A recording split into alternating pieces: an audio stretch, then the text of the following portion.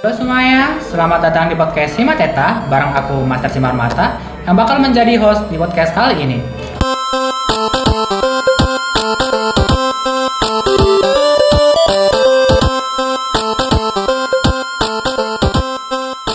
Kali ini kita kedatangan bintang tamu Kak Zulfa. Halo Kak Zulfa. Hai Master. Gimana kabarnya? Baik, kamu apa kabar?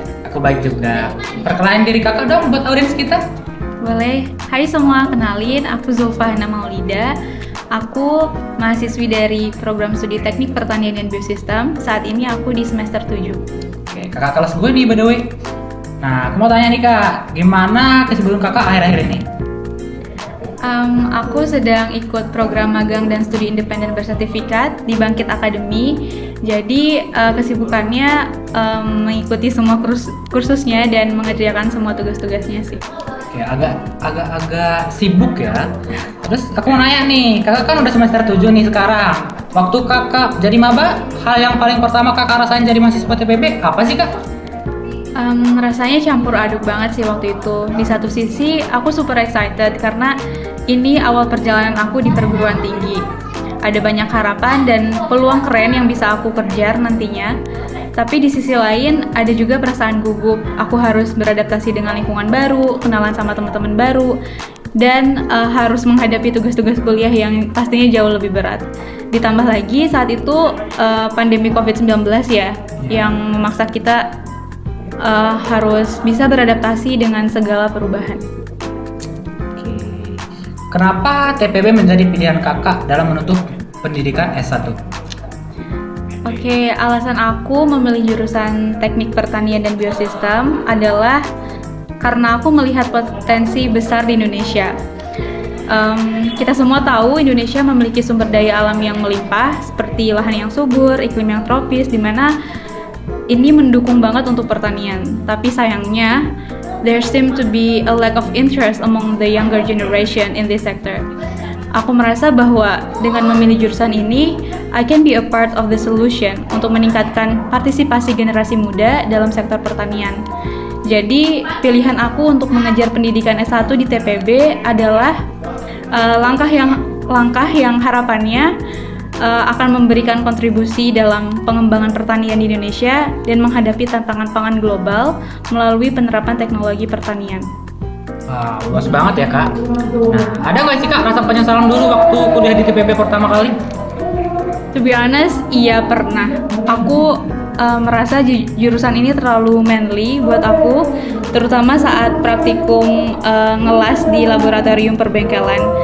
Tapi dari situ aku belajar bahwa kadang-kadang kita perlu keluar dari zona nyaman untuk tumbuh dan berkembang.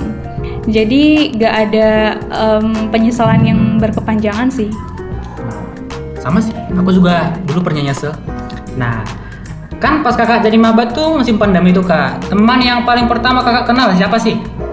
Teman yang pertama aku kenal itu namanya Yudianta Maginting. Kenalnya karena ada tugas dari mata kuliah Bahasa Indonesia untuk mewawancarai teman yang NIM-nya di atasnya. Jadi Yudi mewawancarai aku, dari situ kita kenal. Agak lain dari yang lain. Oke. Dibanding dulu nih kak, kan daring tuh. Enakan mana sih sama sekarang yang udah offline ke kuliahnya? Personally aku prefer daring sih karena nggak buang banyak waktu di perjalanan, nggak ribet juga untuk get ready, terutama aku sebagai perempuan. Dan alhamdulillah tempat belajar aku kondusif, jadi bisa fokus walaupun daring. Dari awal kuliah sampai sekarang kak, matkul yang paling susah dan gampang menurut kakak matkul apa tuh? Aku bahas dari yang paling gampang dulu kali ya. Boleh. Menurut aku yang paling gampang bahasa Indonesia dan yang paling susah itu pemrograman komputer. Jadi saat ada matkul pemrograman komputer, laptop aku rusak. Jadi susah banget untuk untuk bisa stay on track karena nggak bisa praktis di rumah. Sementara mata kuliah ini kan butuh banyak praktis ya, nggak cukup hanya baca teori aja. Akhirnya dari mata kuliah ini aku dapat nilai yang lumayan jelek, tapi karena aku punya interest yang tinggi akan information technology, aku men-challenge diri aku sendiri gimana caranya bisa belajar tentang topik ini di luar kampus.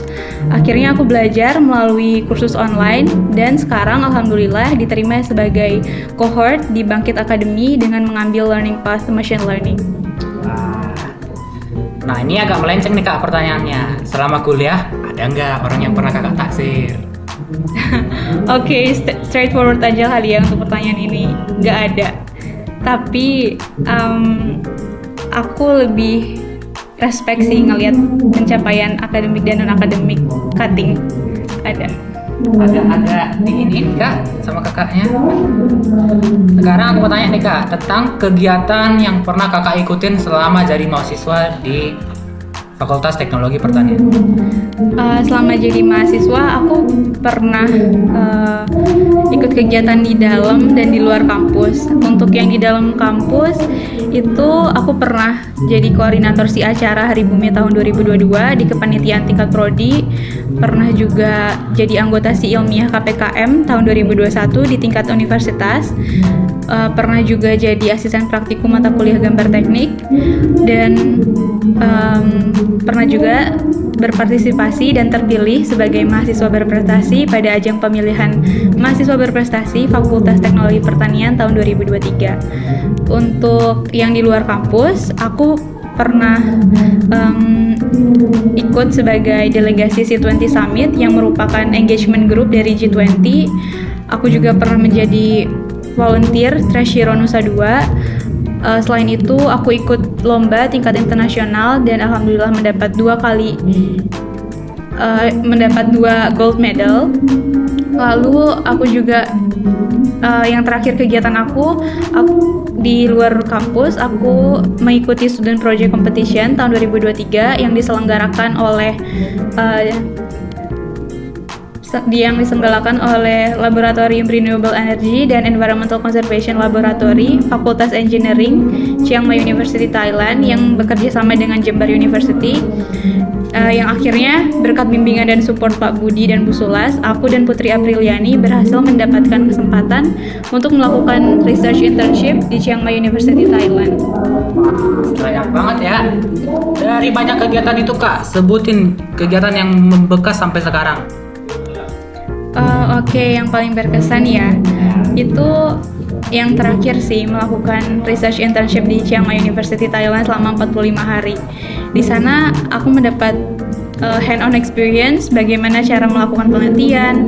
Selain itu, aku juga berkesempatan untuk explore spot-spot keren di sana, lalu melihat juga lifestyle di sana dan menjalin koneksi dengan banyak mahasiswa, baik mahasiswa asli Thailand maupun mahasiswa internasional dari berbagai negara, termasuk Indonesia yang sedang menempuh pendidikan master dan PhD di sana. Selain itu, selain aku dan Putri, ada juga namanya Kak Grace dan Kak Alam sebagai tim dari UGM. Kita udah kayak adik kakak sih di sana. Kita kemana-mana selalu bareng dan taking care of each other. Selama di sana juga kita berkesempatan untuk menjadi panitia 17 Agustusan, di mana pesertanya adalah mahasiswa Chiang Mai University. Semua ini merupakan life changing experience buat aku dan gak bakal aku lupain. Oke. Mantap ya, banyak saudara, banyak ini. Pernah stres atau tertekan gak sih kak karena membagi waktu antara studi dan kompetisi? Of course, there have been a moments di mana aku merasa stress trying to be balance antara my studies dan kompetisi. It's like juggling 2 bola sekaligus. Cara aku mengatasi stres ini adalah dengan menerapkan the 4 quadrants of time management untuk memprioritaskan tugas dan taking some time untuk diriku sendiri dan juga quality time bareng keluarga. Quality time bareng keluarga menurut aku it's like recharging my energy. Menghabiskan waktu dan sharing bareng mereka sangat membantu aku untuk memanage stres aku. Wow, inspiratif banget ya. Nah, secara keseluruhan nih kak, apa manfaat yang kakak dapat dalam mengikuti berbagai kompetisi yang kakak sebutkan tadi?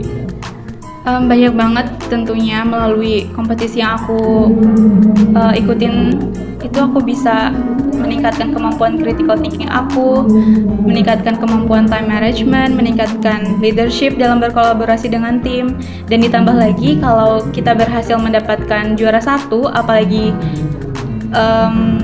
di tingkat global atau mendapatkan gold medal, kita bisa dapat poin SKP sampai 60 SKP. Dimana selama kuliah kita kan minimal harus mengumpulkan sebanyak 100 SKP ya. Jadi sangat membantu banget sih. Oke, terakhir nih Kak, ada pesan dan kesan nggak buat adik-adik kita yang nyesal, bimbang, bahkan itu ragu dia dengan TPB? Oke, pesan ya untuk teman-teman yang masih ragu atau bimbang dengan prodi TPB atau bahkan yang merasa menyesal masuk TPB. Pertama-tama aku mau bilang bahwa perasaan itu adalah hal yang wajar. Banyak dari kita mengalami keraguan di awal perjalanan perkuliahan, dan itu adalah bagian dari proses tumbuh dan berkembang. Tapi jangan biarkan keraguan kita menghalangi kemajuan kita. Kita, generasi muda, memiliki peran penting dalam memajukan pertanian di Indonesia. Nah, TPB adalah langkah awal untuk kita berkontribusi mengatasi tantangan pangan global melalui teknologi pertanian. Jadi, terus semangat belajar dan yakinlah bahwa masa depan pertanian Indonesia ada di tangan kita. Keep motivated and stay thirsty for knowledge. Oke, nah dengar tuh, jangan nyesel. Oke, terima kasih buat Kak Zulfa karena udah membagikan ceritanya buat kita semua. Jangan lupa buat dengerin podcast Himateta berikutnya. Aku Master dan Kak Zulfa pamit undur diri. Sampai jumpa di podcast Himateta berikutnya. Bye-bye. Bye-bye, terima kasih.